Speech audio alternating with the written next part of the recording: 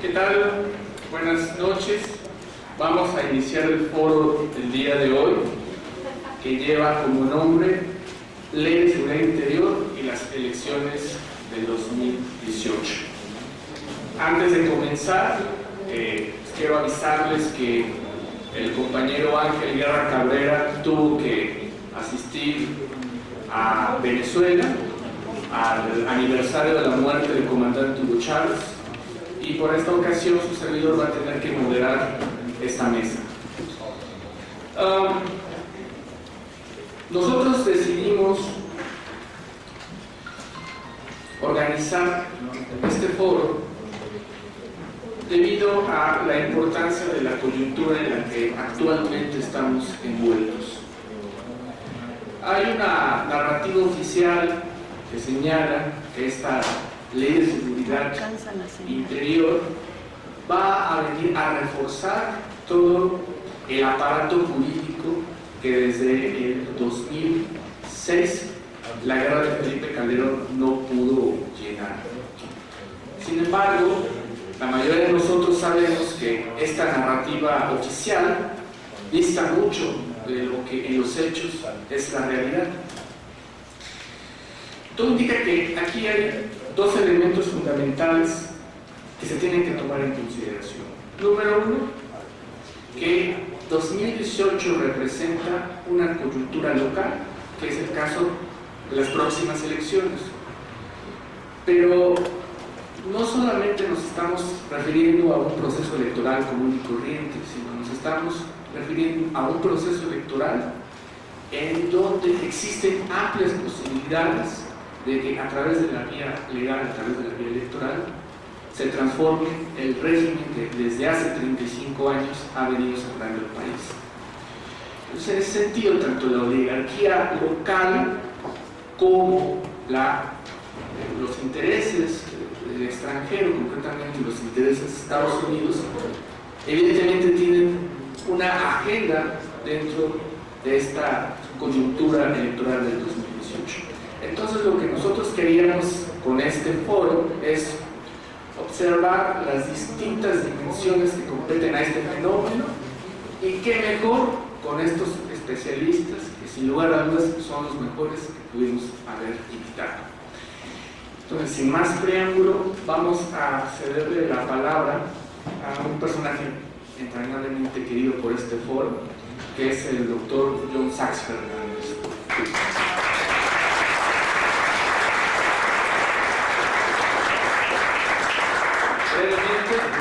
El doctor John Sachs Fernández, como todos ustedes saben, es colaborador de La Jornada. Él también es profesor de la Facultad de Ciencias Políticas de la UNAM y también investigador del Centro de Investigaciones Interdisciplinarias de la máxima casa de estudios. Él tiene muchos libros que nos pueden referir todas las aristas y problemáticas de lo que ahorita vamos a trabajar. Y nada más vamos a mencionar dos en concreto, que es Terror e Imperio, editado por Editorial Debate, y un libro que de manera personal yo se lo recomiendo a leer, que es imprescindible para entender este proceso, que es La Compraventa en México. Además, nos comunica aquí el doctor que ustedes pueden entrar a su blog, que es jsaxblogs.com.mx. Si no, pueden ir a Google y ahí aparece. Y ahí pueden encontrar estos dos libros, así como el resto de sus artículos en La Jornada. Entonces, bueno, pues vamos a ceder la palabra y pues, adelante. Bueno, la perspectiva la anunció el candidato Mí cuando dijo recientemente: no se preocupe, ya nosotros vamos a aplicar la misma estrategia que nos permitió el acceso a la gobernatura del Estado de México. Así que es un cochinero, efectivamente, una elección de Estado. ¿Y qué es una elección de Estado? Sino la aplicación de todos los instrumentos de Estado para modificar la voluntad popular, usando los programas sociales sociales, etc. Hay un libro que acaba de salir que es de este especialista en sociología de la religión. Bernardo Barranco, Sí. el infierno electoral. El infierno electoral, que creo que empieza a circular. Yo oí una entrevista que le hizo Carmen Aristegui y me pareció sumamente importante empezar ahí. Yo agradezco la invitación a Casa La jornada para participar y relacionado al estado de situación del país en tiempos en que hay un estado de excepción bajo la Ley de Seguridad Interior. Hace pocas semanas recibí una invitación para tratar lo mismo en Tijuana y decliné mi participación por estar vigente esa ley y me siento en un estado de excepción, un estado de no ley, como diría Agamben. ¿Y por qué ahora, ante la llamada de la oficina de Ángel Guerra, acepté?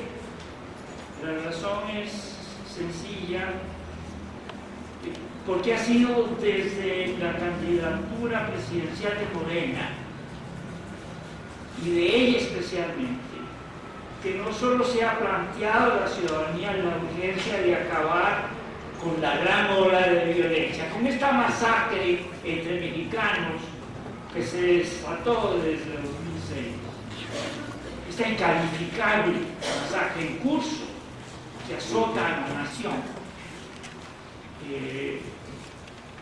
Pero es un candidato, el de Morena, el único que ofreció esfuerzos de revisar las raíces estructurales de esa violencia. Entonces, en estos tiempos, con este proceso electoral así caracterizado por mí, por el candidato oficial, se introduce un elemento importante en la conversación nacional y al cual es el fundamento de la inseguridad o de la falta de seguridad y de la violencia. Creo yo, son los resultados acumulados de una política económica vigente desde que se instauró un régimen acreedor a ultranza en 1982, derivado de una no muy acertada negociación de la crisis deudora. Es un acto político, no tiene que ver con algún proceso que no se pueda controlar. Fue una mala negociación.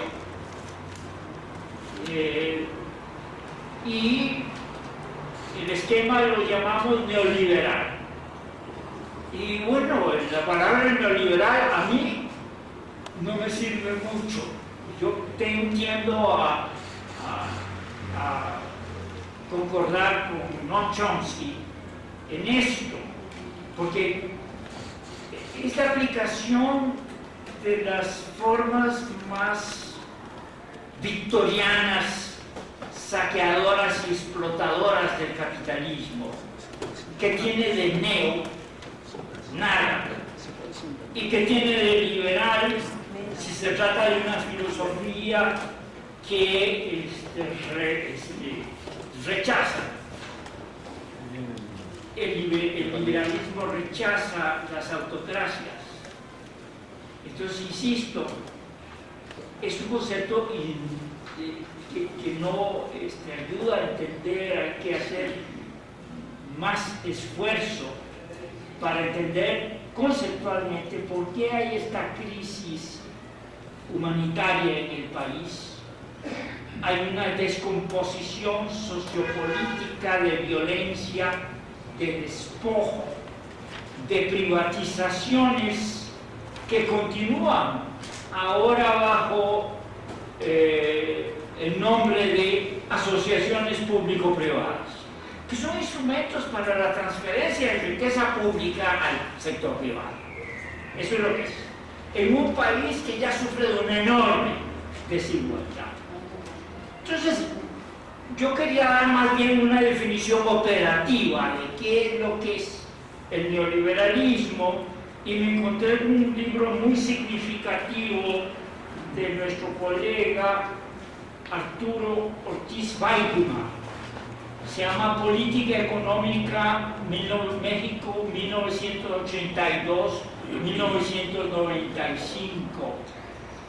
Y lo que hace es que detalla aspectos cruciales del recetario que se ata a todo empréstito, a toda línea de crédito disponible al país, que tiene que traer una bendición del Fondo Monetario Internacional, del Banco Mundial y del Banco Interamericano del Desarrollo. Entonces, viendo eso, yo sinteticé los parámetros de lo que es el neoliberalismo, exactamente qué quiere decir eso. Primero que todo, reducción del gasto público. Segundo, eliminación del déficit presupuestal, liquidando todo tipo de subsidios a los alimentos, a la producción agropecuaria, a la educación, al transporte. Tercero, reducción del tamaño del Estado, despido masivo de burócratas, privatización de empresas paraestatales. 4, desregulación a favor de empresarios, banqueros, industriales y comerciantes. Limitación de todo tipo de controles a los empresarios, es decir, eliminación de regulaciones, controles de precios, etcétera, que no se limiten las ganancias, es otro de los objetivos, que no se grave al capital, y eso sí, los salarios se fijen en función de las leyes de la oferta y la demanda. Es decir, una superexplotación del sector trabajo. Está como eje la participación mexicana en el Telecam. Quinto, sector externo, apertura amplia e indiscriminada a la inversión extranjera directa y a las mercancías del exterior. Sigue una política cambiaria altamente flexible que permita la entrada y salida libre de capitales nacionales y extranjeros sin intervención del Estado, libre oportunidad de especular en bolsas de valores globalizadas. Este es un recetario que nos lleva a una creciente desnacionalización del proceso de toma de decisiones en materia económica, que prepara el terreno para la presencia de México en el Tratado Norteamericano de Libre Comercio, y lo que en otra ocasión llamé la compraventa de México, pensando en aquel momento en la extranjerización y privatización de los principales ejes de acumulación del país, empezando por petróleo y gas, la industria petrolera. Entonces, desde un marco de referencia y una política económica que se llama neoliberal, lo que tenemos es guerra de clases. Es una guerra de clases. Se llama neoliberal, pero tiene esas características que acabo de mencionar, y hay más. Nada más que revisar los empréstitos de ajuste estructural del Banco Mundial con el beneplácito macroeconómico del Fondo Monetario Internacional. Está dictada, y de paso conviene recordar que la aplicación de estos empréstitos conlleva ingresos, pagos, hay comisiones muy jugosas que se depositan en banca suiza y son legales. Stiglitz fue el que nos contó eso. Stiglitz, que fue un primer economista del Banco Mundial, salió y dijo: pasa esto, Y además, él fue el que dijo y nos contó el depósito en banca suiza. Y dijo más aún, estos empréstitos no deberían de llamarse de ajuste estructural, deberían llamarse empréstitos de sobornización, aunque tenga la legalidad. Así que lo que tenemos son formas de gobernanza de tipo colonial. Y son 36 años de esto. Y tenemos entonces más de 250.000 muertos. Tenemos el país lleno de cosas. Tenemos una cantidad grande de desapariciones forzadas. Una tragedia inadmisible. Y ya basta eso.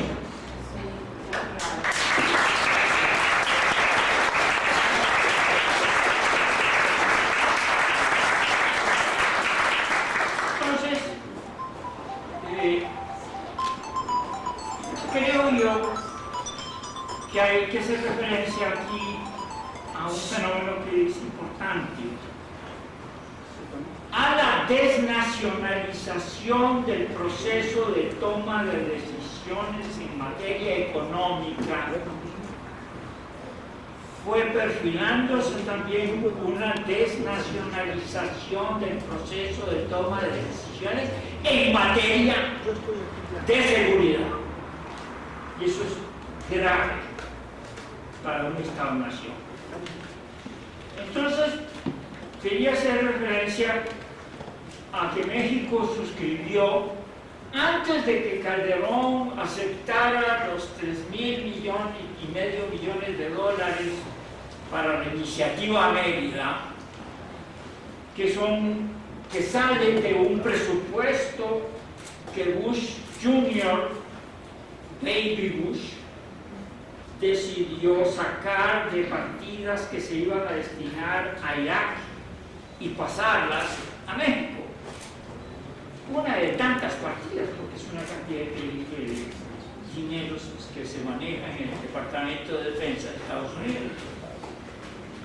Entonces, acepta eso, pero unos 3 años antes, en 2003, el Senado de México confirmó, dio curso al ingreso ratificó la palabra, la Convención de Palermo, de la Convención de las Naciones Unidas para la lucha contra el crimen organizado transnacional. Y la Convención dice lo siguiente, en los protocolos dice, no se usa personal militar en eso, porque no están registrados para eso. Eso es lo último que se usa, la última opción, y solo si no hay más opción que eso. Lo primero que se hace es control del flujo de armas a los cárteles, control del lavado de dinero, fortalecimiento del aparato judicial del país y una serie de otros elementos, pero me pareció que era lo más importante, porque precisamente lo que no se hizo, todo se hizo de acuerdo con la lógica de quien daba el dinero de la iniciativa Mérida. Es decir, la vía militar, que dice la Convención de Palermo, no es el camino, porque no están adiestrados para hacer eso. Están adiestrados para hacer la guerra, y entonces va a hacer la guerra en el país a la población. Porque si el enemigo está ahí adentro, entre comillas. Entonces, entre comillas, enemigo. Así fue como habló el jefe del Comando Norte, que de acuerdo con el Pentágono opera también en México y en Canadá, como el Comando Sur opera de la frontera de México con Guatemala hasta Argentina. De tal manera que se recurre al instrumento militar y no se pone a funcionar ningún control sobre una creciente flujo de armas. ¿Por qué? Porque la senadora Feinstein de California propuso una ley que fue aprobada en 1994 prohibiendo el armamento de rifles de asalto, el armamento de asalto, por 10 años. Cuando se cumplieron los 10 años, estaba Bush, dijo, en el poder, decidió irse de paseo a su rancho y no renovar la ley. Y con eso abrió las puertas a un inmenso negocio.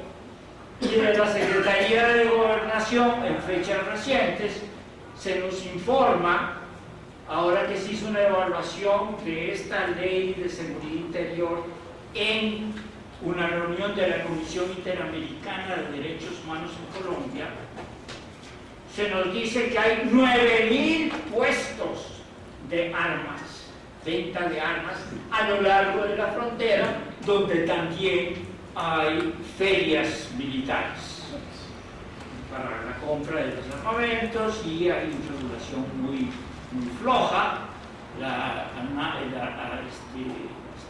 Rifle Association, la National Rifle Association, Asociación Nacional de Rifles, es un gran lobby, y estaban ellos felices cuando se abrió este gran negocio.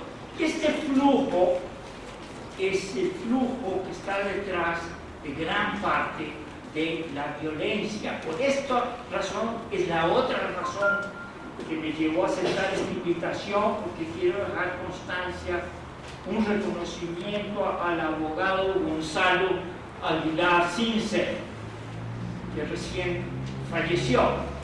Él es un hombre destacado, litigante mexicano, fundador del proyecto Desarma México.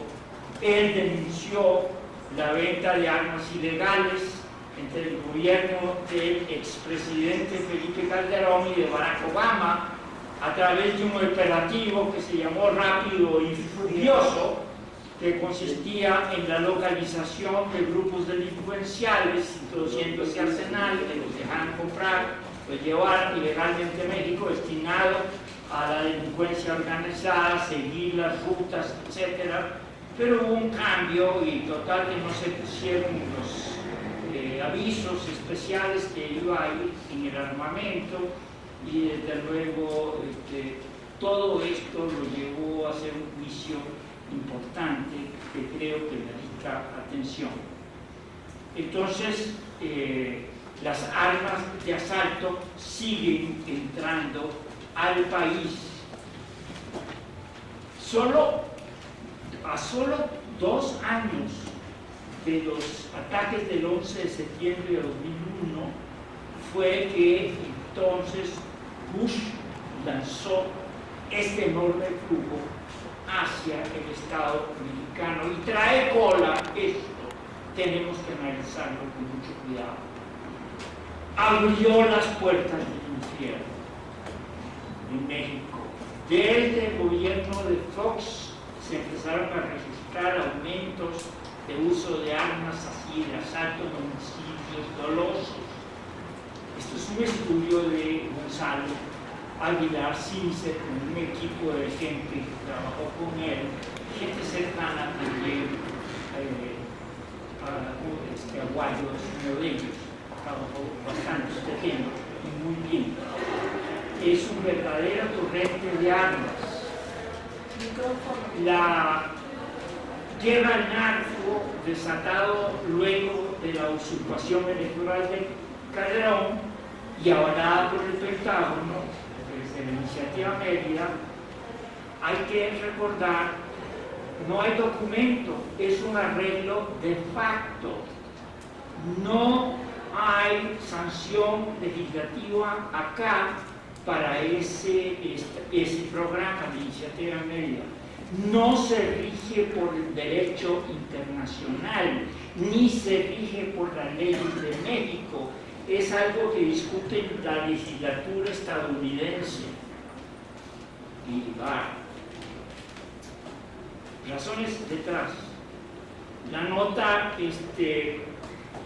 más importante, que más me impactó a mí, es la indiferencia de Estados Unidos ante la enormidad de la tragedia y la contundencia de la investigación del equipo de Aguilar Zinsser, que establece una relación, un vínculo causal directo entre el aumento de la violencia y la desregulación del flujo de armas de alto y grueso calibre de Estados Unidos a México desde aquel momento, es decir, que perteneció a aquella ley federal de armas de asalto. Entonces, en el combate al crimen organizado, además de que se rechaza el asunto militar, también la presencia de militares extranjeros en el país debe llamar la atención. La cantidad de armas es grande. Según la Sedena y la FBI, el 71% de las armas aseguradas en México vienen de Estados Unidos, pero la auditoría de Estados Unidos, General Accounting Office, se llama, estima que es el 90%. Hay datos de un informe del American Friends Service Committee que se llama ¿A dónde llegan las armas de Estados Unidos y la crisis de la violencia en México? Este es un documento sumamente interesante, importante. Nos habla de los estudios de ambos gobiernos, el análisis cruzado de datos de empresas armamentistas, indican que entre enero de 2012 y abril de 2015, así como 3 años, la venta legal de armas alcanzó los 3.500 millones de dólares. Pero fíjense, 10 veces más, 10 veces lo adquirido entre 2000 y 2012. Sí, es un aumento extraordinario que va en paralelo con el desastre de la violencia que ustedes la vieron en el periódico en la mañana. Hay que tomarse una tacita de café para poder oír las noticias en la mañana.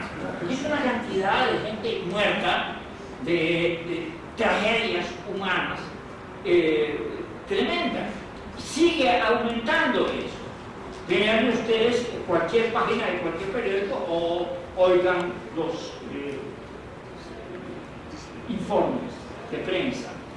En la presentación del informe se indicó que a esos 3.500 millones de dólares se agregan 2.100 millones de dólares de la iniciativa médica por adiestramiento policial, compra de armas de asalto, vehículos blindados, todoterreno, helicópteros y otras aeronaves militares.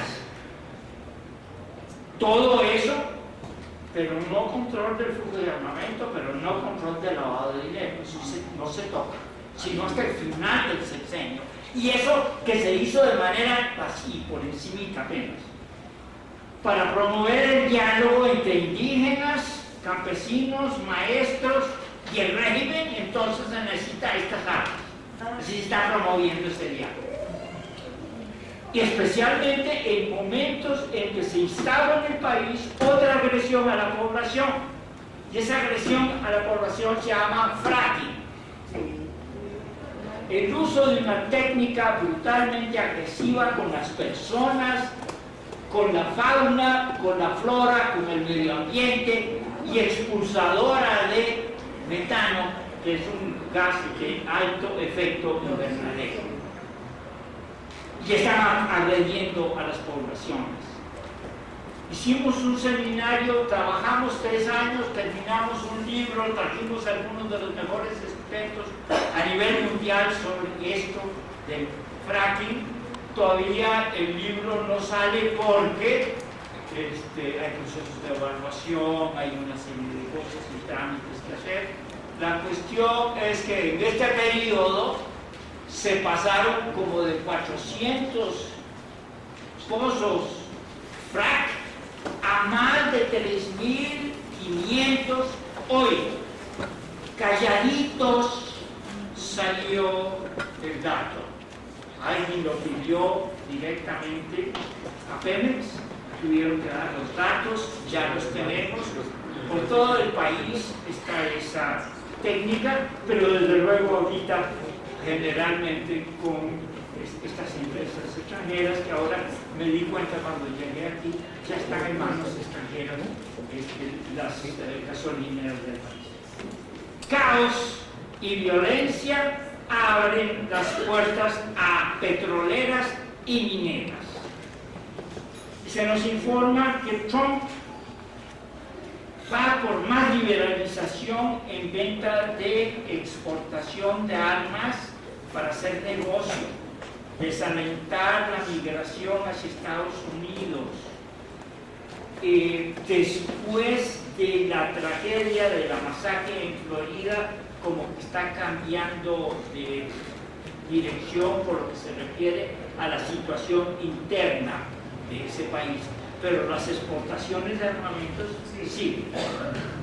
Entonces,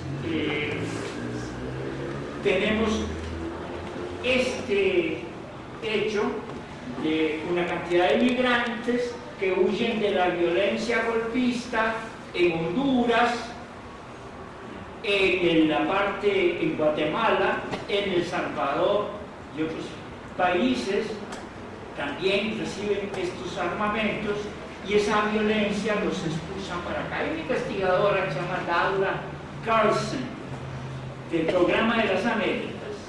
Señaló ella que la venta de armas, la voy a citar porque es muy importante, es un factor esencial de la política de Estados Unidos hacia México.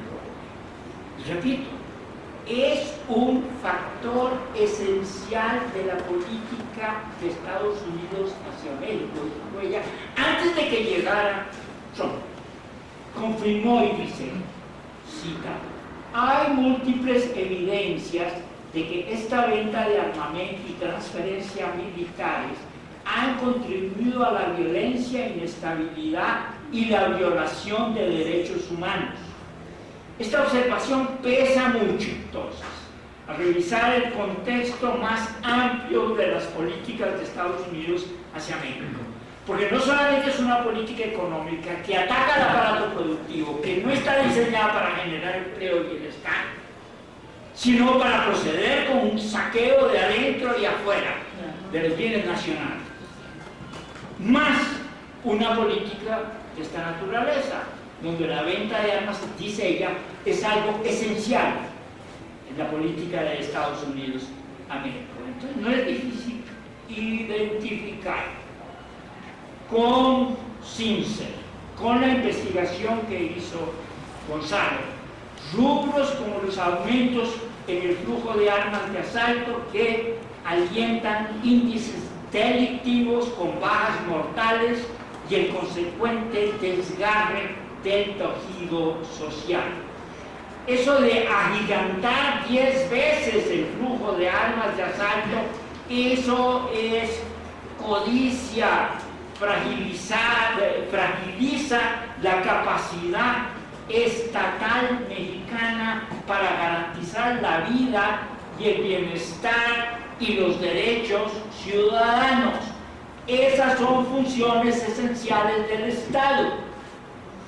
Es asunto muy delicado, inadmisible, por la sinergia con el programa de ajuste estructural que desmantela al sector petroeléctrico, que acicatea desempleo, polarización y desigualdad extrema. Entonces tenemos el problema a estos niveles.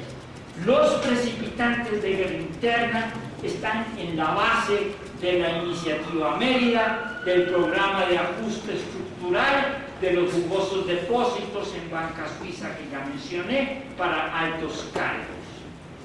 Esto agiliza la mercantilización, privatización de toda actividad, recurso o ente público, incluyendo los bienes comunes, tierra, aire, mar, ríos y foresta.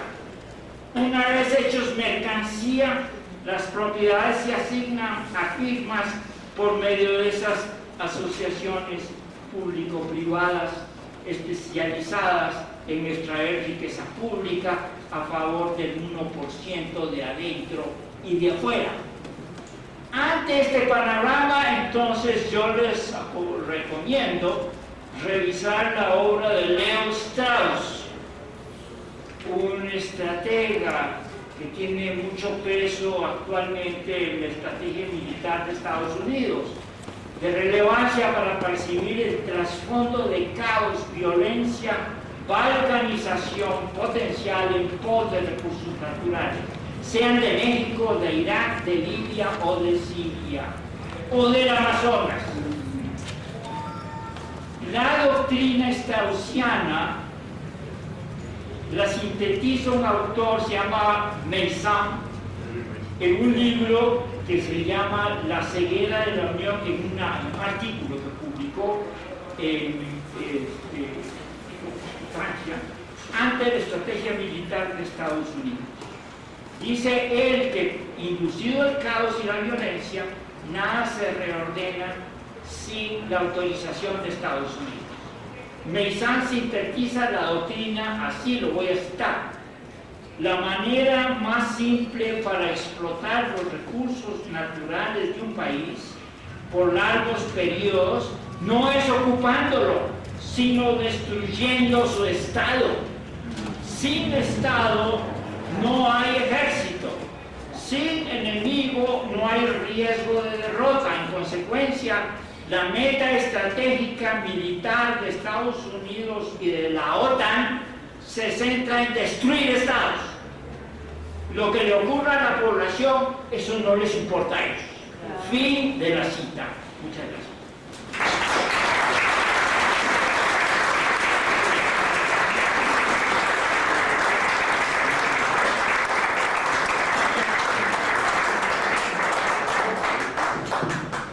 Bueno, pues un agradecimiento especial al doctor John Sachs por esta extraordinaria visión, tanto global como local, de un fenómeno tan complejo en el cual estamos insertos, tanto desde una perspectiva a larga duración, es decir, estructural, como decíamos en un principio, desde hace 35 años, como también desde una perspectiva de corta duración, es decir, en la coyuntura que se está abriendo en este 2018 para estar en condiciones de realizar una profunda transformación. Ahora vamos a ceder la palabra a la doctora Irma Edelmira Sandoval. Como ustedes saben, ella es investigadora del Instituto de Investigaciones Sociales de la UNAM, es directora del Laboratorio de Anticorrupción, cátedra Alfonso Reyes, otorgada por el Instituto de Altos Estudios de América Latina de la Sorbona de París. Ella además es investigadora de CONACYT, tiene el grado tercero, que es el grado más alto del Sistema Nacional de Investigadores. Además es profesora de la Facultad de Ciencias Políticas, también de nuestra máxima casa de estudio, diputada constituyente, profesora de México, y ella es propuesta para Secretaría de la Función Pública por el licenciado Andrés Manuel López Obrador.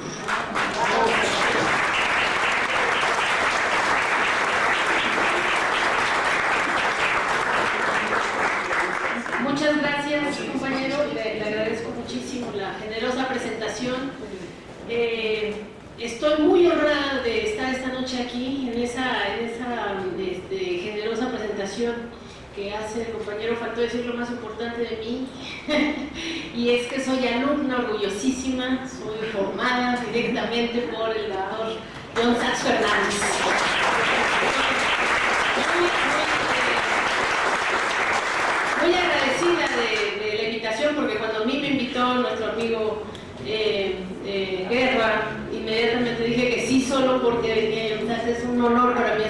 propone el maestro.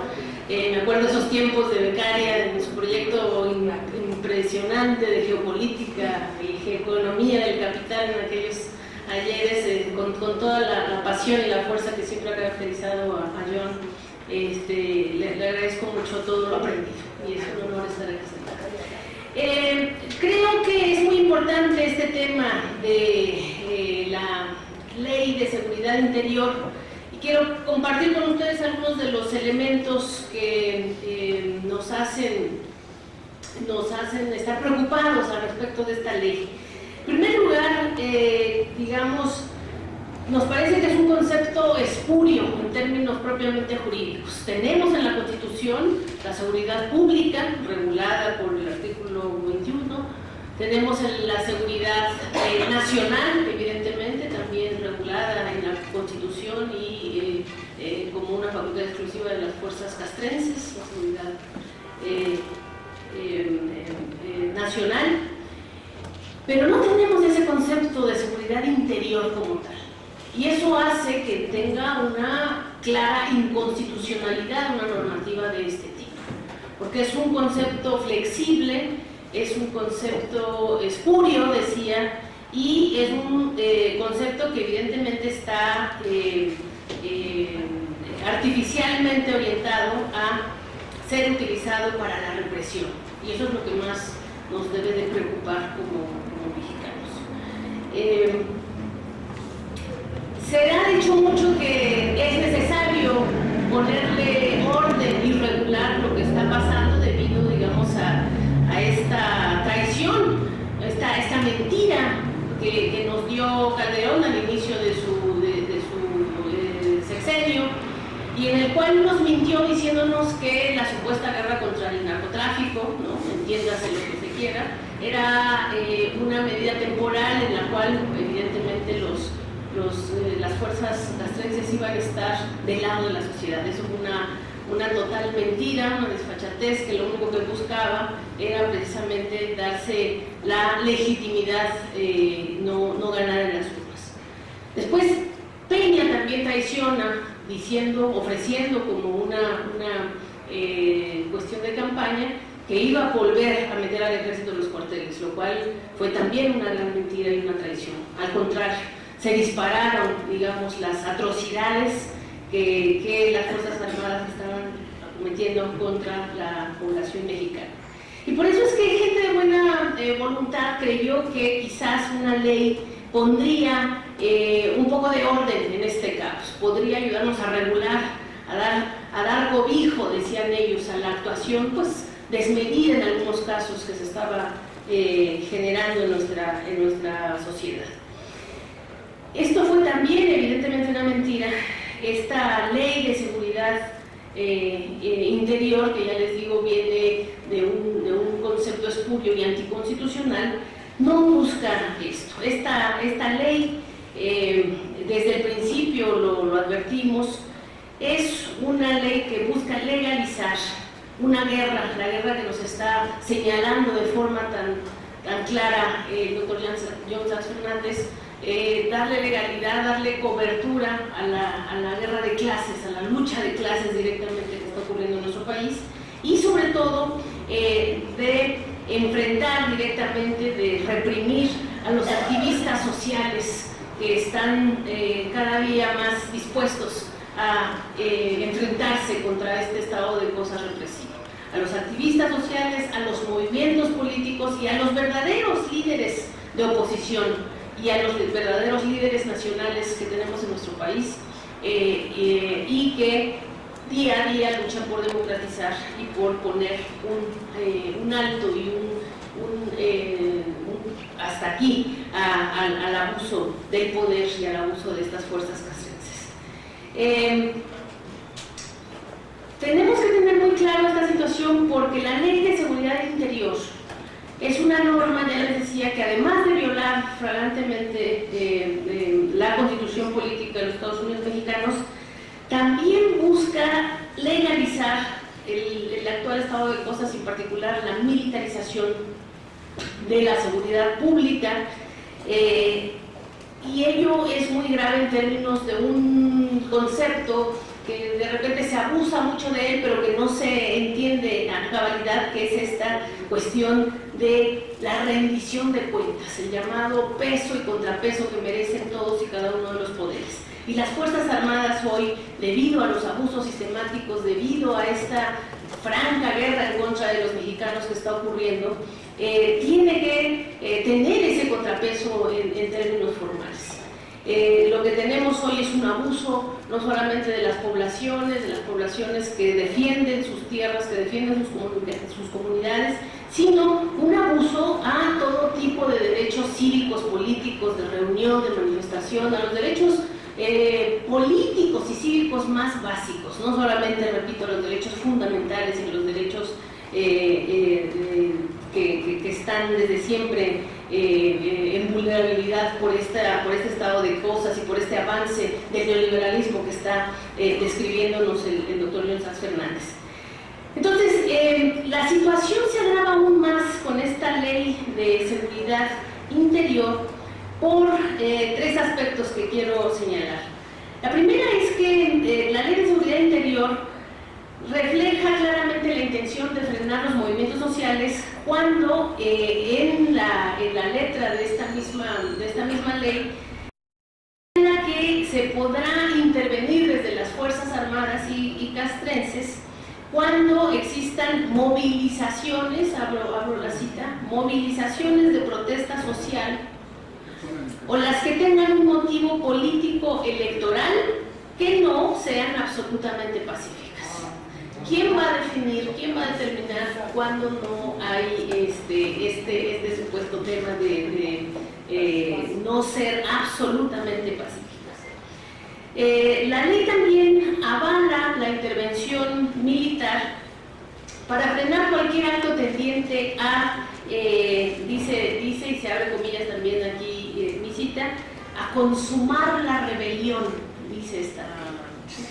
O también cuando haya movilizaciones orientadas a inhabilitar, es decir, inhabilitar la infraestructura de carácter estratégico.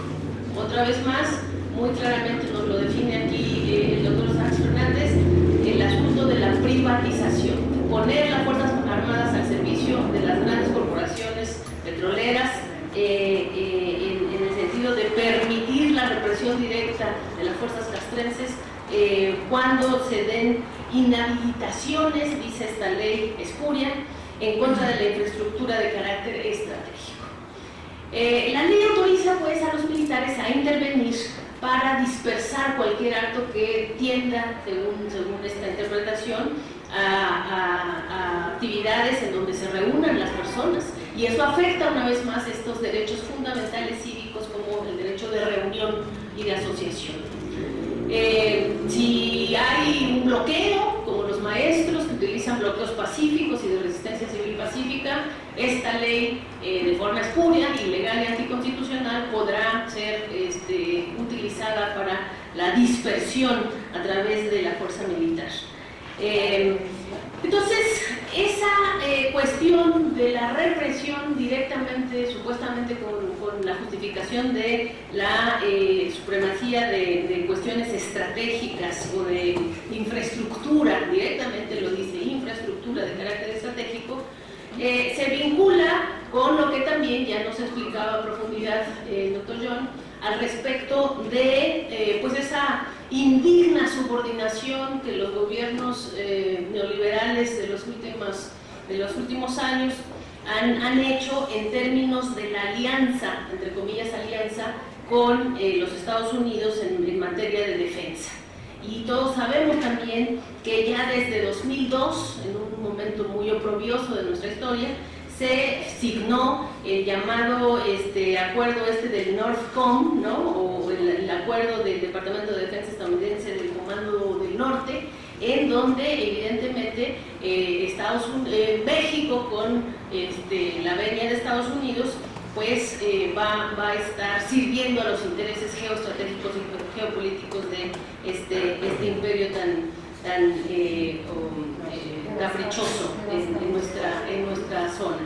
Entonces, esta situación también vulnera directamente la Constitución, vulnera la soberanía nacional lo más preocupante es que no hay ningún tipo de contrapesos. Les decía, por eso es que se utiliza indistintamente esta categoría de la rendición de cuentas y de estar siempre al servicio de la sociedad y de rendir cuentas y de ser transparente. Son categorías vacuas cuando ya analizamos lo que está ocurriendo en términos concretos, porque no hay pesos, no hay, digamos, un control directo del legislativo en términos de la actuación de estas fuerzas con el tema de la seguridad interna, y también porque el Poder Ejecutivo va a tener la capacidad unilateral y discrecional para utilizar a los militares en función de estos fines políticos, que me parecen más políticos que evidentemente estratégicos,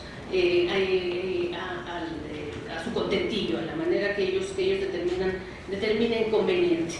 Entonces, todo esto es gravísimo, repito, porque implica muchos fraudes y muchas mentiras. Ya decía, la mentira inicial de Calderón, que para darse el baño de legitimidad frente a la sociedad y decir voy a hacer algo bien por la patria, por México, nos engaña con la supuesta temporalidad de una utilización de las fuerzas castrenses para fines que la Constitución no le permite, por cierto. Después la mentira de Peña Nieto al respecto de supuestamente regresar todo a su lugar. Y ahora pues vemos que no ha habido ninguna voluntad política por retornar a la situación original, sino por el contrario. Vemos a la luz de la posibilidad de que por fin se dé la alternancia verdadera o la transición aún más verdadera en términos de régimen político, de cambio de régimen político. Vemos que esta ley estaba totalmente diseñada para precisamente auspiciar, legalizar y normalizar la represión política, ahí sí contra los opositores y no contra estos supuestos opositores balines, me parece que son, por ejemplo, el candidato de la alianza del PAN y de lo que quedó del PRD, que es Anaya.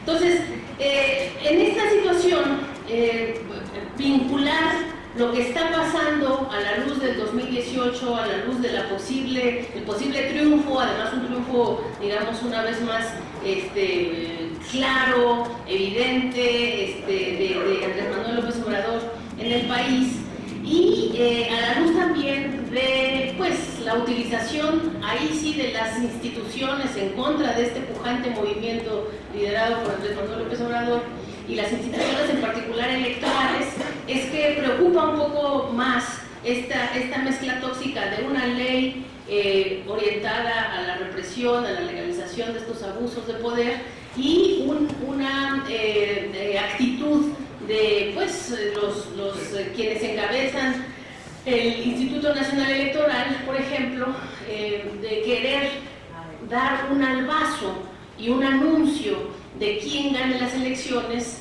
en la misma noche del día del 1 de julio, que será el 1 de julio, con base en simples muestreos y conteos de salida que evidentemente van a ser manipulados en función de la defraudación de la verdadera voluntad popular. Entonces, todo ello nos lleva a un escenario muy peligroso, un escenario que se podría estar preparando desde ahora mismo, repito, para legalizar el fraude, para concretizar el fraude y al mismo tiempo para tener lista esta ley para recurrir a directamente la utilización de la fuerza. Pero pues la invitación está a que tenemos que tener lo que Gramsci decía, mucha pesimismo de la inteligencia, teniendo todos los datos juntos, pero mucho optimismo también de la voluntad, porque es hasta que el pueblo se levante y decida no permitir estos atrasos y estos abusos que vamos a poder frenar. Entonces, no solamente es suficiente indignarnos y tener clara la situación tan problemática, sino participar como ciudadanos y tener la responsabilidad de tomar en nuestras propias manos el futuro de nuestro país. Muchísimas gracias.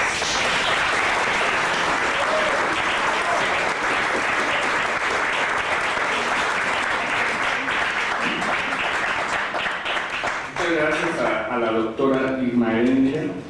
Y ahora mismo que señalaba que esta ley de seguridad interior es una violación a la Constitución Política de los Estados Unidos Mexicanos. Recordar, si habría que sintetizar el neoliberalismo en México, tendríamos que señalar que el neoliberalismo es una violación, una amplia violación al espíritu de la Constitución Política de Estados Unidos Mexicanos. Desde las primeras reformas neoliberales de los años 80 y 90 hasta la última generación de reformas estructurales con este desgobierno que actualmente está en el poder. Entonces, en ese sentido, habría que también ubicar a la Ley de Seguridad Interior como la violación de los 3 artículos también estratégicos de esta Constitución, que es el artículo 3º, el artículo 27 y el artículo 123. Y bueno, sin más preámbulo, ahora vamos a cederle la palabra al senador Manuel Bartlett. Él me pidió que lo presentara solamente así como senador, y yo diría únicamente lo siguiente, que cuando estábamos organizando este foro, compañero Ángel Guerra y un servidor, decidimos que fuera el senador porque quizá como en ningún otro lugar del país, el senador conoce a detalle la problemática internacional de esta ley. Entonces, pues vamos a cederle la palabra.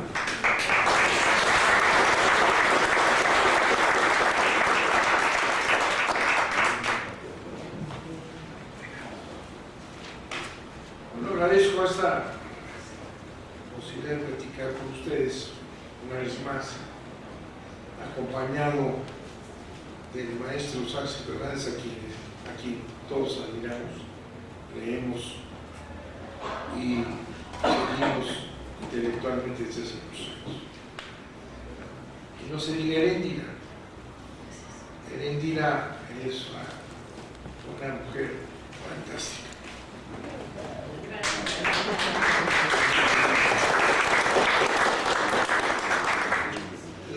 La designó Andrés Manuel López Obrador en su gabinete precisamente por sus cualidades. Una mujer inteligente, culta, preparada y valiente. Y tiene que enfrentarse, ni más o menos, al problema más grande que tiene este país, que es la corrupción. No podía estar en mejores manos. Acérquese al micrófono porque no se oye muy bien. Les voy a repetir lo que dije otra vez. Sí, decía yo que Andrés Manuel la ha escogido como secretaria en su proyecto de gabinete para que nada más se ocupe de este pequeño problema que es la corrupción. De manera que tiene todo para hacerlo, es inteligente, culta y además valiente. Es atacar al monstruo que está acabando con este país. De manera que estoy muy contento de estar con ella aquí y muy orgulloso. Dice el planteamiento que nos hicieron, que es la ley de seguridad interior y las elecciones que vienen, si lo vincula con pues la clara visión de que es una amenaza en las próximas elecciones. Por lo que ya aquí se dijo, la ley de seguridad interior es inconstitucional. No tiene facultades en el Congreso para legislar en materia de seguridad interior, no hay facultades, por tanto no tiene sustento constitucional. Es una ley que rompe el equilibrio de poderes. El equilibrio de poderes en que, como sabemos, el poder reina el poder. El presidente, el ejecutivo, no puede disponer de las Fuerzas Armadas sino con la autorización del Congreso. En este caso, se rompe el equilibrio de poderes y el presidente puede disponer del ejército de manera permanente. Y es con estos elementos, sin control del legislativo que debe tener, pues establece una auténtica dictadura. Un presidente que tiene facultades para mover al ejército y ordenarle que penetre en un estado, que ocupe territorios completos, que ataque acciones que él considere sin control del Congreso, es una verdadera dictadura. Decía Sánchez Fernández que es un estado de excepción, sí, es una institución por encima de las leyes, de la Constitución y de la estructura general de la Constitución de la República. El ejército puede intervenir en problemas internos bajo conceptos antiguos, claros, que establecen la suspensión de garantías. Hay un problema grave en el país, el Congreso, el presidente puede pedir al Congreso que estatuya una situación de suspensión de garantías en determinado lugar o lugares, pero el Congreso establece condiciones. El Congreso le pone término a la presencia del ejército en actividades de este tipo. La suspensión de garantías, pues tiene la concepción. No es que el ejército no puede intervenir en problemas internos graves en un momento dado, está la suspensión de garantías. Se salta en este principio esencial de control, de equilibrio de poderes, y de las facultades de esta ley inconstitucionales, porque ni siquiera tiene facultad de legislar en materia de seguridad interior el Congreso. Deriva de que hay una ley de seguridad nacional y de principios de seguridad nacional, y de ahí extrae una facultad para legislar en materia de seguridad interior y rompe la estructura. Ya lo dijeron aquí, la seguridad interior está en manos confiada por la Constitución, en manos de las policías, de las fuerzas civiles. Es la militarización que se ha hecho. Tiene toda una serie de violaciones constantes. No es un instrumento que haya cuidado las formas, no. Es un texto que seguramente salió del jurídico de la Dirección Nacional, porque se establecen todas las libertades y todas las capacidades para intervenir en todo. Además de que el general Cienfuegos se dedicó a amedrentar a todo el mundo, a diputados, senadores, gobernadores, para que lo tomaran esta aberración que todos sabían que era una violación constitucional. Eso se establece un régimen de excepción y le confiere a este pequeño presidente, por ahora, ¿verdad?, una dictadura. Todos los días ven en la televisión las Fuerzas Armadas, los ejércitos y la Marina, y eso es una labor de convencimiento de que las Fuerzas Armadas son nuestra seguridad, y no es así. Ya aquí se explicó, este tema es un paso gravísimo para la pérdida de la democracia y la libertad en México. No voy a insistir en lo que ya se analizó de esta ley. Está desde luego impugnada.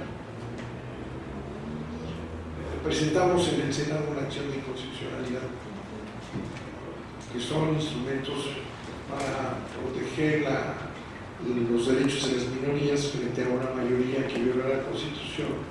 La minoría, en este caso nosotros, tenemos derecho a acudir a la Suprema Corte reclamando esta serie de violaciones. Empezando porque no tiene facultades, que eso es aberrante.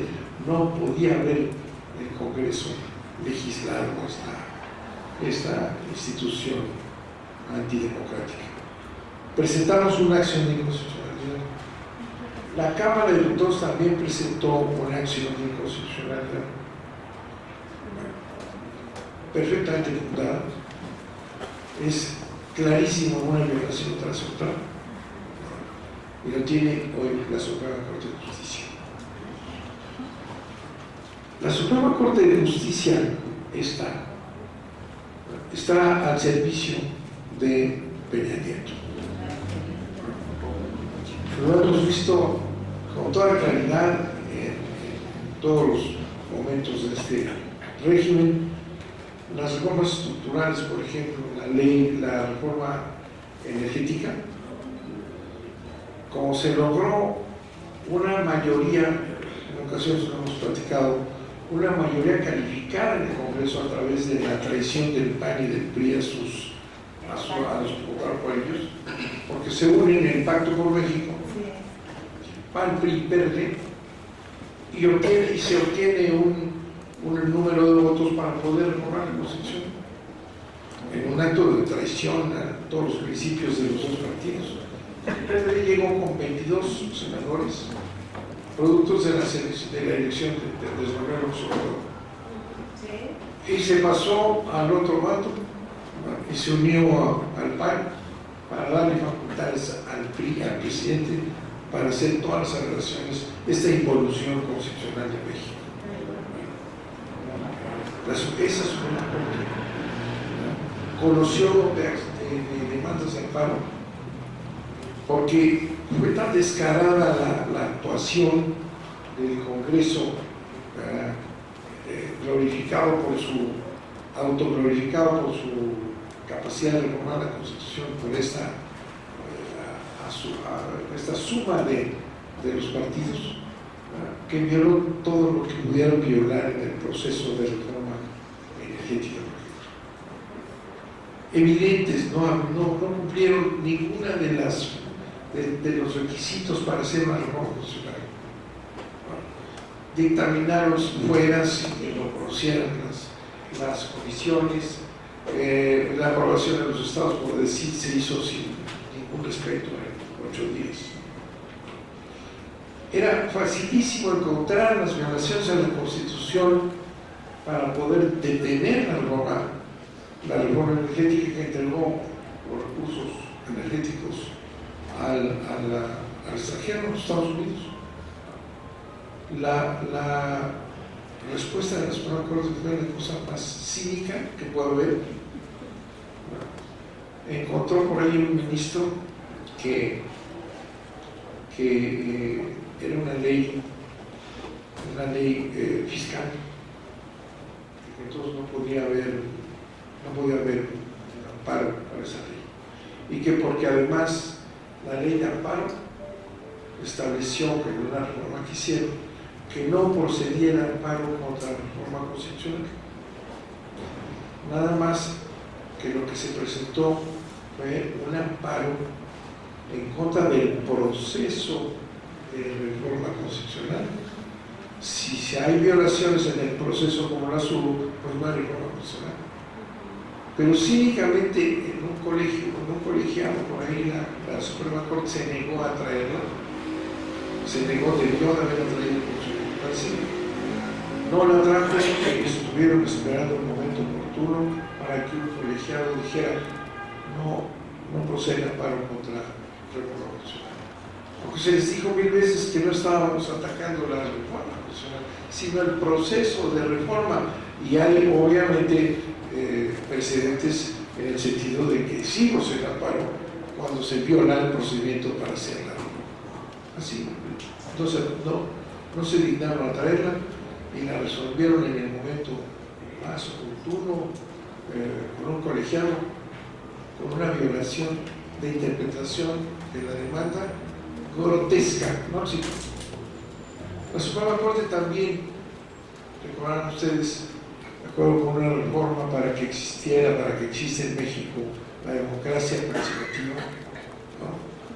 Además de la democracia representativa a través de los poderes, se estableció una reforma para que pudiera haber una consulta sobre temas importantes que permitiría a la población participar de manera directa sin sus representantes.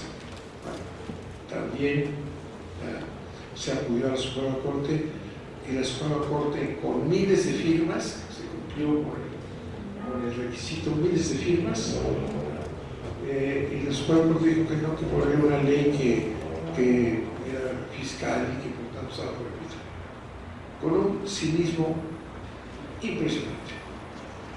Por eso, aquí, luego voy a decir otra vez, ¿qué dice Gramsci? ¿Somos pesimistas o somos optimistas? La Suprema Corte ha resuelto esto en contra de la voluntad del pueblo mexicano. Si hubiera preguntado en las elecciones, de acuerdo a la reforma constitucional, se le hubiera preguntado al pueblo de México si querían que la energía se entregara al extranjero, hubieran votado absolutamente en contra, pero no lo permitió la Suprema Corte. Ahora tienen en sus manos esta acción de constitucionalidad, y como somos pesimistas pero optimistas, que lo había yo ahorita, Heréndira le va a dar esa elección saliendo de aquí. Vamos a esperar que la Corte le eche mano. Es clarísima su violación en toda una serie de conceptos de Constitución. Ahora voy a presentar una visión general de ustedes. La Ley de Seguridad Interior es un eslabón más de la decisión de los Estados Unidos de militarizar a México. Es un eslabón más. Ya lo tocó aquí Saxo Hernández, el maestro Cerruego, pero hay que darnos cuenta, porque si no entendemos de geopolítica y no lo colocamos en un acto de geopolítica, no entendemos nada. No es que aquí Peña Nieto, o sea, este es un mandato de Estados Unidos. Después de las Torres Gemelas, la demolición de las Torres Gemelas en Nueva York, ya lo mencionó el maestro Saxo. Después de esta demolición, ¿verdad?, inmediatamente Estados Unidos toma el asunto y hace un giro en la política de seguridad de los Estados Unidos.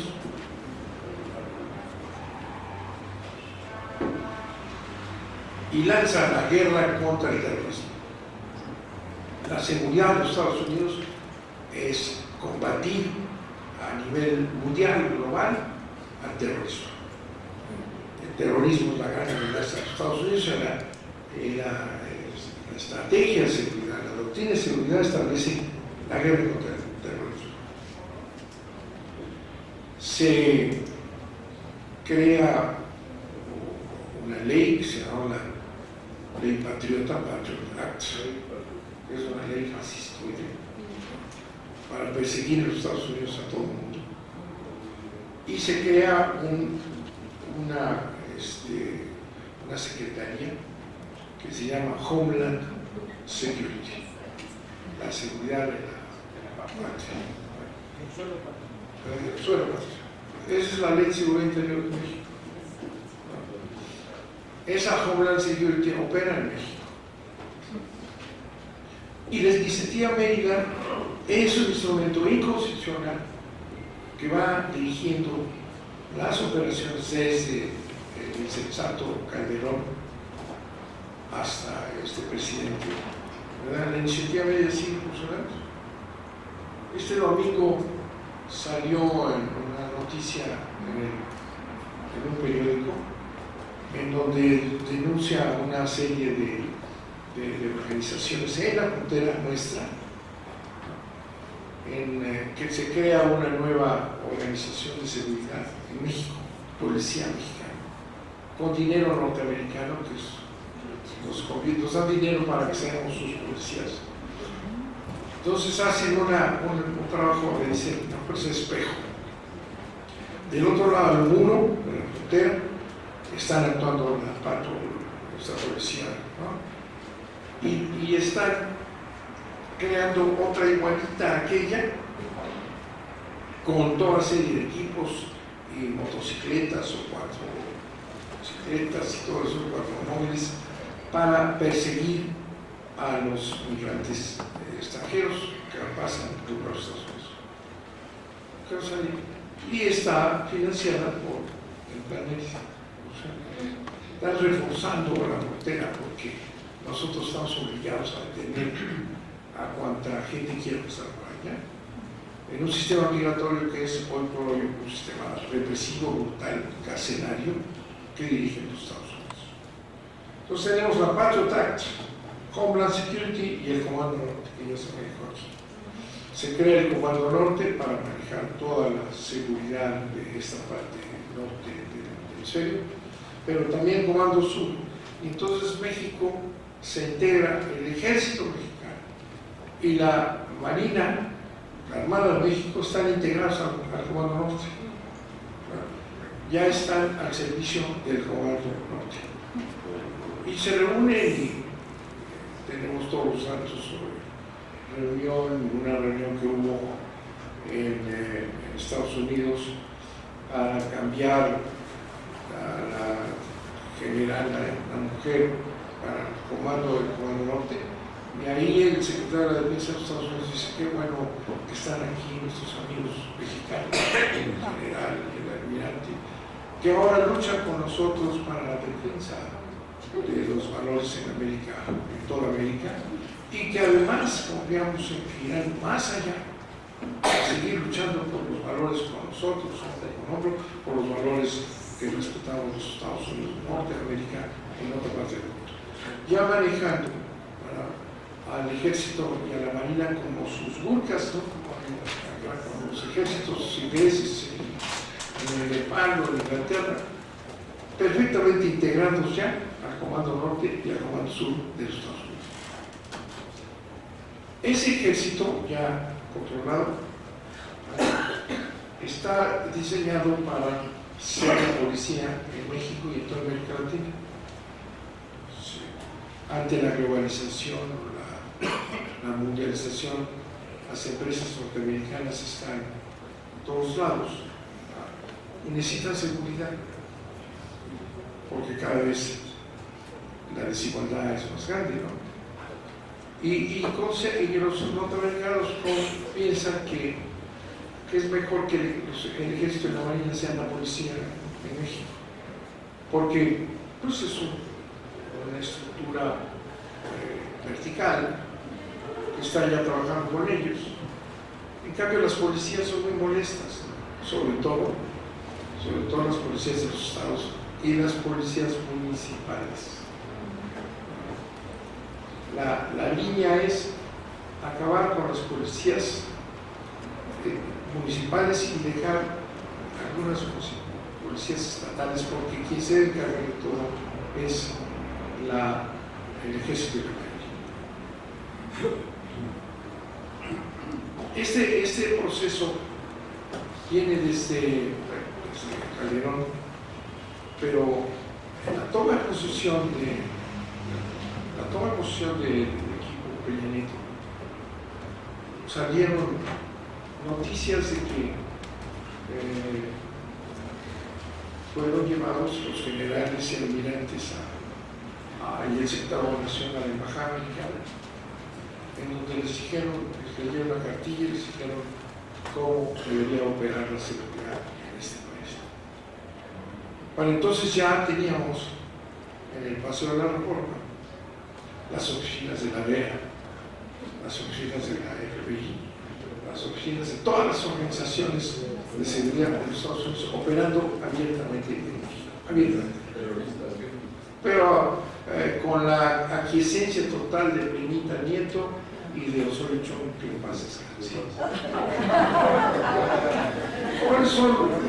¿Cuáles son los pasos que hemos visto? La medida es inconstitucional. Ahí se arregla todo, se define qué van a hacer, cómo van a perseguir, en qué estados van a penetrar, bajo la dirección de la FBI, de la DEA, y nos dan mucho dinero, dicen ellos. El Congreso de los Estados Unidos ha aprobado el plan militar y está pendiente de si nos portamos bien o no. Nos dan dinero, que es nada comparado con lo que gastamos nosotros en compra de armamentos. Miles de millones. El presupuesto de la defensa y la marina ha subido exponencialmente, y ese ha subido y para gastarse en Estados Unidos. De manera que aquí platicaba Saxe con esos datos tan precisos de que todos los narcos y todos los malosos y todos los criminales tienen armas de asalto. Y entonces dicen, es que están muy armados los malos, entonces tenemos que armarlos más nosotros. Entonces tenemos tanques, tenemos helicópteros artillados, tenemos al ejército cada vez más bien armado, como lo habíamos logrado evitar muchos años, que no sirve para nada porque la guerra contra el narco y esas cosas no son así, pero matan, pero han generado cada vez más violencia, más desapariciones, más muerte, más tragedias, porque así lo ordena Estados Unidos. Y el presidentito obedece rápidamente. Hay una serie de elementos que hay que recordar. Se reforma la ley de justicia militar, porque esta ley, si dijéramos la para la Suprema Corte, nuestra esperanza gramsciana, lo para la Corte, pero toda la estructura está ya está la estructura militarizada. Hay una reforma a la ley de justicia militar en donde se autoriza al ejército de la Marina a hacer labores brutales, a juzgar y a manejarse, al espionaje abiertamente. La ley de justicia militar, que podría, cuando se discutió, podría llegar al Senado de la República y regañar a los senadores si no les gusta lo que estemos haciendo. Otro elemento para que vean: los puertos están para el comercio, básicamente, nuestros puertos. La marina mercante, que estudia para el comercio, para manejar barcos, cargas y todas esas cosas, se los complicado, es toda una ciencia, ya están militarizados. Un acuerdo, una reforma a la ley en el Senado y en la Cámara de Diputados, todo lo aprobado. Ya dictaron que los puertos se militarizan y la marina mercante fuera, entonces es el ejército el que va a manejar los puertos mexicanos. ¿Y sabe por qué? Hay declaraciones en el Congreso norteamericano de este embajador Pascual que estuvo aquí, salió, en donde le plantea a los diputados americanos todo el programa de México consistente en la utilización de los puertos mexicanos para la exportación de sus productos, porque ya los puertos americanos están muy congestionados, en cambio ya tienen la definición de en qué puerto del Pacífico, del Golfo o del Caribe van a ellos a apoderarse de ellos para exportar sus productos. Incluso Pascual dijo en el Congreso norteamericano, eso tenemos, porque hay que leer lo que dicen allá. Pues digo yo que si no sabemos de geopolítica no sabemos nada. Aquí los periódicos están todos comprados, la dictadura mediática es brutal, sirve para atacar a quien les ordena, pero hay que leer lo que pasa allá. Yo lo que les digo es oficial, no es un secreto. Si llega Pascual y les dice a los representantes, a la Cámara de Representantes, les dice que estos puertos ya van a estar disponibles.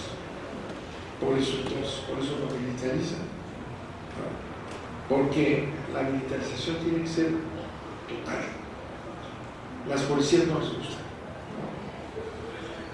¿no? Y hay una ley que se llama, salió la ley de mando único, se han oído hablar, todo proyecto de la ley de mando único. ¿Qué es eso? La ley de mando único es que las policías no sirven a nada, y las policías municipales menos, están penetradas como si no estuvieran penetradas las municipales están penetradas entonces esas hay que desaparecerlas. Desde Calderón ya había un proyecto de este tipo con la Mérida y también con Peña Nieto, el mando único. No salió el mando único así porque el PAN tenía algunos presidentes municipales y no quería que les quitaran las policías, entonces le cambiaron el proyecto, se llamó mando mixto. El mando mixto. Que es peor porque el mando mixto establece que hay un funcionario militar que es el que decide en dónde hay que entrar, qué estado hay que penetrar, qué territorios controlar. Ya se salvó la misión panista que no quería que le quitaran sus policías en sus municipios, pero es peor porque el tipo ahí, que es el que va a decidir si se entra o no se entra. El mando único, fíjense, no pasó en la Cámara de Diputados, se aprobó en el Senado. El mando mixto, que era un arreglo del mando único. Y en la Cámara de Diputados se quedó meses por la presión de los panistas, porque al hacer estas reformas están asociados PAN y PRD. Entonces, si uno de los compinches no jala ninguna cosa, pues se atora. Anularon la ley esta de mando mixto, salvan y votaron enseguida la ley de CPT. Otras reformas. Llega una iniciativa de reforma a la ley de armas de fuego y explosivos. Esa ley de armas de fuego y explosivos establece la autorización para que agentes norteamericanos, migratorios y aduanales estén en las instalaciones aduanales y migratorias de México, armados. Los agentes migratorios son los que matan a los mexicanos, disparan, son los salvajes. Bueno, esos ya están en México. Están autorizados para estar en las agencias migratorias, pero armados, ¿eh? La discusión, ¿cómo puede un Congreso mexicano autorizar, qué locura puede ser, ¿no? ¿Qué tipo de personajes han llegado a ser estos? Periodistas, periodistas y panistas que defendieron esa situación porque ¿saben qué? La presidenta de la Comisión de Gobernación salió a defender la reforma y dijo, es que entiendan, la pistola va con el uniforme. Eso fue la justificación. Entonces, el Congreso mexicano autorizó la penetración a nuestras instalaciones migratorias y aduanales, que son las más delicadas, ¿verdad? Armados. Son paramilitares. Armados.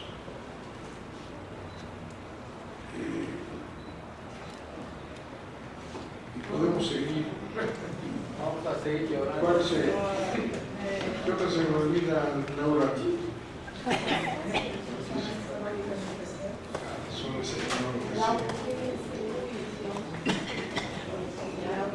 Y podemos seguir así. La reforma penal. La reforma penal establece, mete en la Constitución la lucha contra el crimen organizado. Es buenísimo. El crimen organizado. ¿Qué es la tesis? Hay que luchar contra el crimen organizado. El crimen organizado, que entra a la Constitución, significa, o se tipifica cuando dos o más personas se reúnen para delinquir. Puede ser cualquiera, ¿no? Es crimen organizado. Y ese que ya no tiene garantías, no hay libertad condicional, nada, es parte de esta brutalidad de los Estados Unidos. Han impuesto en México, vergonzosamente con la aprobación del Congreso, su derecho, el derecho de ellos. este tal Pascual, cuando llegó aquí, el embajador dijo que tenía que ayudar a México porque el sistema de justicia no servía. Y lo iban a arreglar para que funcionara a la imagen y semejanza de los Estados Unidos.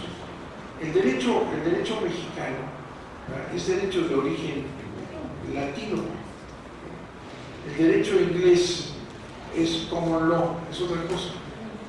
No tiene nada que ver, son 1000 años o 700 años de diferencia. Pues ya impusieron sus leyes penales. Ahí están los jurados, ¿se acuerdan de Perry Mason? Los jurados estos que van a resolver muy rápido, porque quieren ellos su ley, porque aquí están ya sus transnacionales, aquí están sus abogados, y quieren que la legislación penal y sea la de ellos. Entonces están haciendo un tour de force, un rompimiento a lo que es una cultura totalmente diferente en materia penal, imponiendo una cosa que no funciona. Estos tribunales de película y los magistrados que yo conozco, hay algunos buenos, esto no funciona, no se hacen caso, porque además se necesita mucho dinero convertir los juzgados, que cada juez esté presente ahí personalmente, y eso no se puede establecer. Pero yo estoy impuesto en el derecho penal. Hay una reforma también motivada por estos intereses,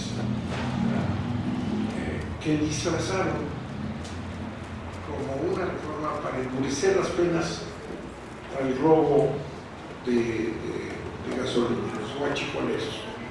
Es un problema estos guachicoleros que se han desatado, obviamente, a la sombra de Pemex y de los gobernadores. Hay una cosa, en Puebla que se desarrolló fuertísimo el robo a los ductos. Tú pasabas en las carreteras principales y estaban vendiendo gasolina y pasaba la policía del estado y venía y nadie se daba cuenta. Creció porque además en Pemex lo permite, los guachicoleros. Vamos a atacar el guachichón Andrés Manuel dice que hay guachicoleros abajo y guachicoleros de arriba. Que son los que importan millones de dólares de la gasolina de allá y pagan las refinerías mexicanas para tener que comprar. Ahora ya está abierto, ¿no? Entregado al mercado. El mercado de gasolinas en México es inmenso. Es una cantidad de dinero que están entregando a los extranjeros como si fuera de Peña Nieto, ¿no? Bueno, entonces se establece una ley. Y cuando la empieza a ver, esta es porque se necesita más penas, más dureza contra los guachicoleros. Y lo que es esa ley es establecer toda una serie de penas para defender a las transnacionales petroleras norteamericanas que ya están aquí. Y crean el delito de terrorismo en materia de petróleo, de la industria del terrorismo. Pero no tenemos terrorismo en la industria petrolera. Ladrones sí, muchos, pero terrorismo, pero es para toda esa legislación durísima, es para proteger a las empresas norteamericanas petroleras que ya se están estableciendo. Ese es el antecedente, ese es el camino hacia la ley de seguridad interior. No es la sola ley de seguridad interior, es todo esto que se ha venido construyendo, ¿verdad?, por el Congreso mexicano,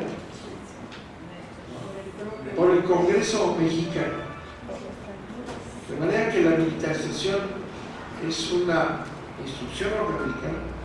Ellos confían en que el ejército va a cuidar sus empresas y es más fácil porque nada más los mandan en el Comando Norte, los invitan a que vayan para allá, luego obedientes, y no tener que ver con tanta policía por ahí, ¿no? Las policías municipales que vituperan no les han dado recursos ni a las de los estados, todo está en el ejército y la marina. Las policías municipales son las policías del pueblo, de las comunidades. Son las policías que hacen que la base de la estructura política, que es el municipio, tenga una posibilidad de obligar a que se respeten las costumbres y los derechos.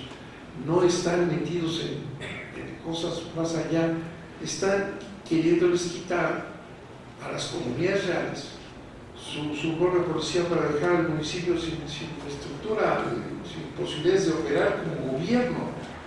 ¿Y por qué? Porque es ahí, a nivel municipal, en donde se da el saqueo del país. Por ejemplo, en la Sierra de Puebla, en donde están llegando los ríos privados, tienen detenida la gran presa de Caxa, que es un delito económico, claro, tienen cerrada la presa de Caxa.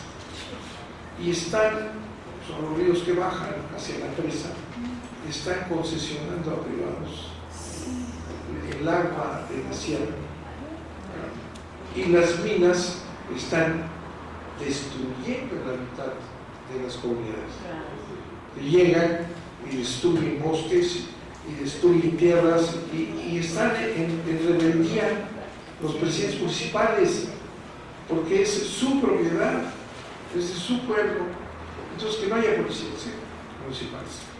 Es una locura quitar del municipio el instrumento de gobernar a persona, porque ahí es donde van a saquear a los mexicanos. Termino con esto, es una estructura, es una decisión entreguista de estos gobiernos, Calderón y su mujercita también, igualita, porque estuvieron juntos, y Peña Nieto. Son pulgares vendepatrias, serviles a los Estados Unidos y ladrones. Muchas gracias.